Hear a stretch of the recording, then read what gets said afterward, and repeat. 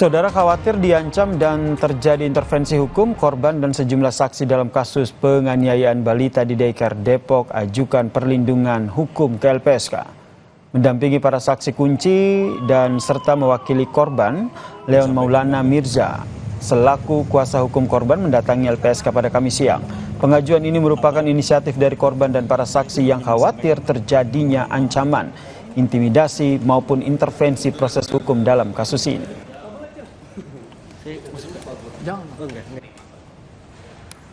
Selaku kuasa hukum dari orang tua korban dan juga tadi mendampingi saksi-saksi yang menjadi kunci berjalannya kasus ini di Polres Metro Depok telah mengajukan permohonan perlindungan hukum kepada KPAI agar kepada LPSK agar korban, orang tua korban maupun saksi-saksi diberikan keamanan tentunya dari segi perlindungan dan juga dalam pengawasannya berjalan agar transparan dan tidak ada intervensi dari pihak manapun.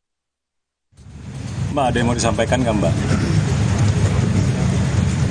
Minta maaf nggak, Mbak? Atau ada yang mau disampaikan, Mbak? Permohonan maaf atau seperti apa, Mbak?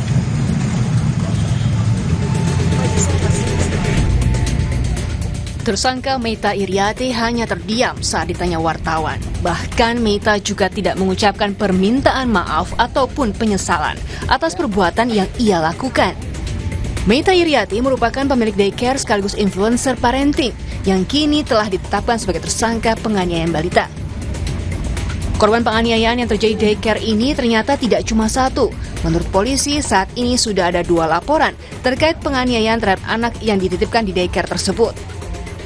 Total korban sampai saat ini yang sudah lapor 2 ya. Jadi ya, inisialnya yang pertama yaitu MK, yang kedua itu HW ya.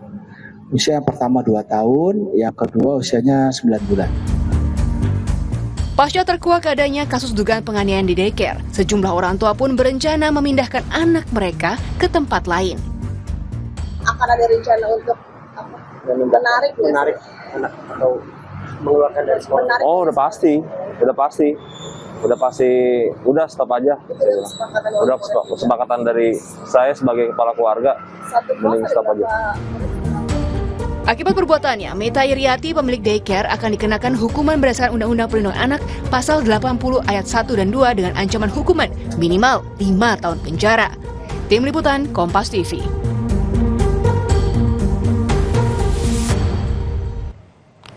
Dan mengulas soal kasus penganiayaan balita di daycare yang dilakukan oleh pemilik sekaligus influencer parenting ini telah bergabung di Kompas Malam, Saudara, kriminolog dari Universitas Indonesia, Mbak Hanifah Hasna. Assalamualaikum, salam sehat, Mbak Hanifah. Waalaikumsalam. Salam sehat, Mas Yasir. Mbak Hanifah, tadi kalau kita lihat materi pengantar diskusi kita ini dibuka dengan pelaku yang ditanyai oleh wartawan tapi diam, tidak menyampaikan apapun, bahkan tidak menyampaikan penyesalan ataupun minta maaf gitu atas apa yang ia lakukan. Apa yang Anda lihat dari sini? Baik, biasanya setiap orang itu ketika menghadapi permasalahan, mereka itu mengalami 3 respon. Yang pertama fight, yang kedua freeze, yang ketiga ada flight. Dia meninggalkan gitu ya, atau dia freeze. Nah, kita nggak tahu freeze-nya ini karena apa. Ada beberapa sebab yang membuat dia menjadi freeze, terutama ketika dia merasa ini adalah kesalahannya. Ada beberapa orang yang ketika melakukan kesalahan, dia tidak bisa mengungkapkan rasa maafnya.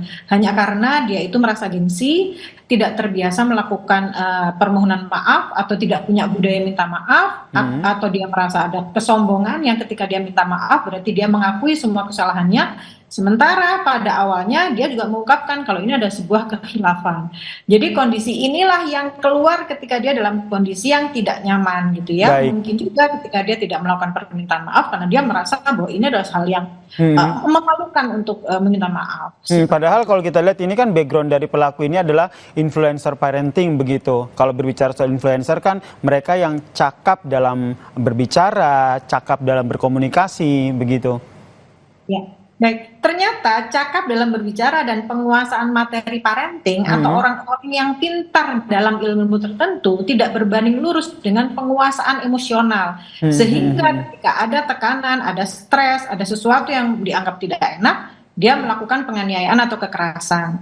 Kita harus lihat apakah ini dilakukan benar hanya sekali atau dia memang biasa melakukan kekerasan terhadap orang sekitar. Nah, ini yang harus kita ketahui. Bisa melalui kepolisian nanti bisa menanyakan bagaimana dengan orang-orang atau karyawannya atau guru-guru atau pengasuh yang ada di situ. Apakah selama ini mengalami kekerasan baik verbal maupun fisik? Ini yang harus kita ketahui sehingga kata hilaf atau tidak sengaja itu menjadi sesuatu yang tidak tepat untuk disampaikan. Ini yang menarik nih soal khilaf dan tidak sengaja ini menjadi motif awal yang tadi diungkapkan oleh polisi. Menurut Anda apakah betul ini motif dari pelaku ini adalah hanya karena khilaf? Menurut saya kata hilaf itu adalah kata yang pertama kali diungkapkan oleh semua penjahat atau pelaku kekerasan atau orang-orang yang melakukan kesalahan. Karena ini adalah kata yang ajaib untuk membuat dia menjadi ringan.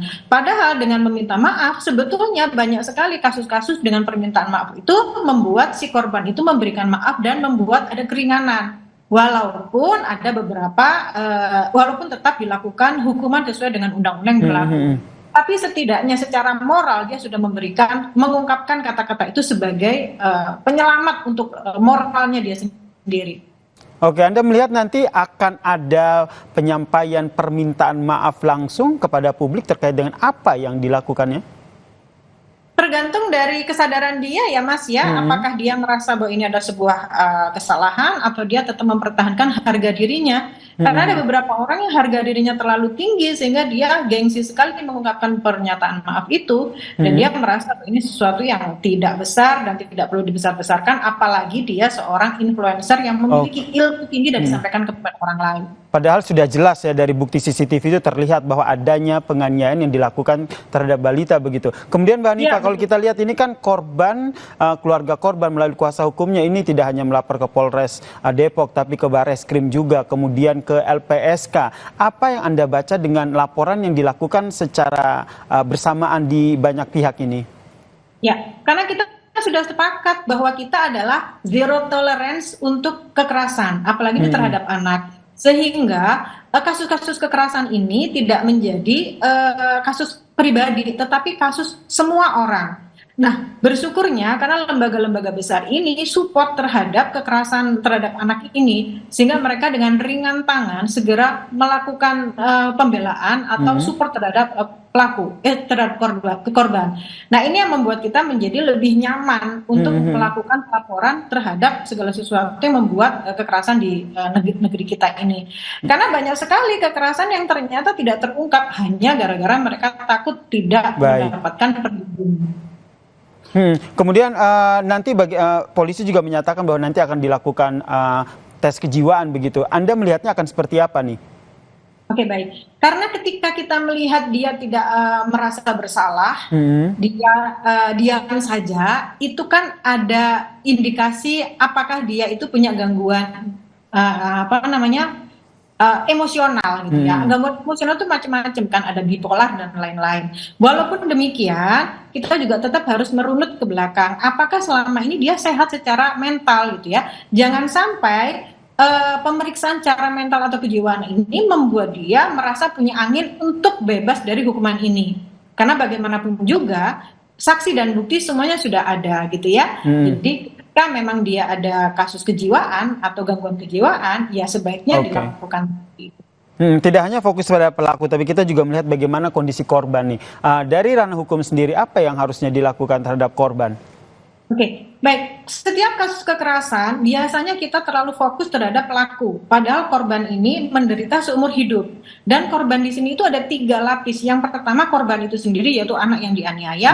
Yang kedua adalah orang tuanya. Yang ketiga adalah masyarakat di sekitar. Di mana masyarakat zaman sekarang itu sudah mulai terbiasa dengan daycare. Yang daycare itu biasanya adalah lembaga-lembaga atau komunitas atau kelompok atau ya lembaga yang di dalamnya adalah orang-orang tersertifikasi sehingga mereka merasa nyaman untuk meninggalkan anak bekerja. Ketika terjadi kejadian seperti ini membuat kepercayaan masyarakat menjadi menurun. Nah, yang perlu dilakukan adalah pertama tadi itu kita harus memberikan penyelamatan bantuan terhadap korban. Baik. Bagaimana kerugian secara fisik dan mentalnya, termasuk orang tua korban. Lalu terhadap masyarakat berarti mulai sekarang harus lebih aware bagaimana cara memilih daycare yang benar. Oke. Apakah ada surat izinnya? Apakah kualitas dan kuantitas antara pengasuh dengan anak itu sudah tepat? Apakah ada program tertentu terkait dengan pertolongan pertama ketika terjadi sesuatu, apakah CCTV-nya bisa diakses oleh orang tua secara langsung? Nah, keterbukaan ini yang harus masyarakat ketahui ketika Baik. dia mau menitipkan anak di daycare. Baik, terima kasih Kriminolog UI, Mbak Hanifah Hasna telah berbagi perspektifnya terkait dengan kasus penganiayaan yang dilakukan oleh pemilik daycare atau influencer parenting ini. Salam sehat, Mbak Hanifah. Terima kasih Mas Yasir, selamat malam. Dan saudara, usai jeda Kompas Malam masih punya informasi lain terkait dengan Presiden Joko Widodo yang menyampaikan permintaan maaf atas kesalahan yang ia lakukan selama menjabat sebagai presiden.